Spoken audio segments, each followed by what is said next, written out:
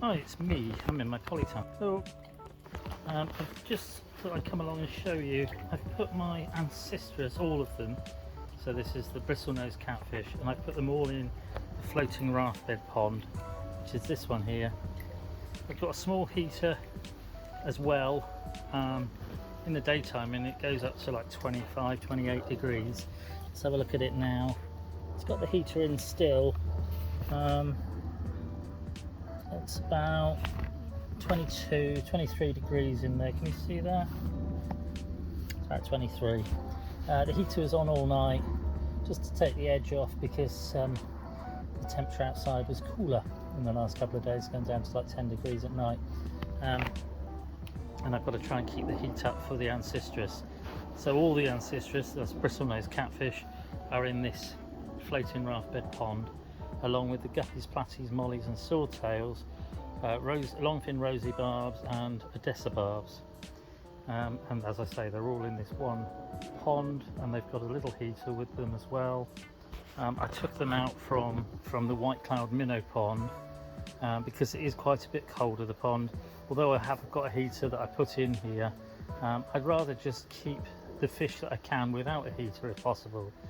So it's back to just white cloud minnow and the two golden sucker loach, which are in here. Oh, and one male swordtail. Other than that, it's just them, and they'll do all right. And they breed. What I don't want to do is upset the breeding pattern of the white cloud minnow, and with the ancestress in there, they will they'll hoover up the eggs from the bottom. Whereas in the other pond, they're all live bearers except for the barbs. And the barbs will scatter their eggs in harder places for them to find, I guess. So yeah, there we go. White cloud minnow pond. Looks really small through this camera. Just with the white cloud minnow and the sucker loach and the smell sword. Floating raft bed pond with all three ancestress, Bristlenose Catfish, guppies, mollies, platies, swordtails, and the barbs. Cheers. The polytunnel temperature is 30.5 degrees in here. When I shut the door, it'll be even hotter. I just turned the heater off in the fish pond, so it's going to be hot enough in there anyway. It's like 25 degrees now. Just temperature in the pond. Just turn the heater off. Well, I turned it off a little while ago. It's getting up to nearly 80, 28, something like that.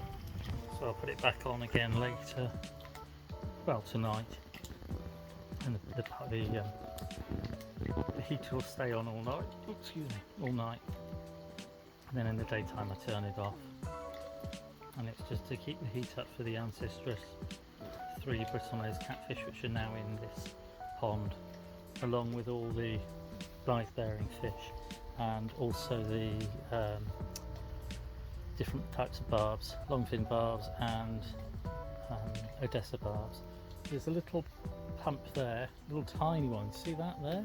That's an air pump, and that's got that little bit of foam going there. It's got a little panel up on the top, and that's working as well, which is fantastic. So it's good to know that all these solar things are working, and we've got a bit of airflow.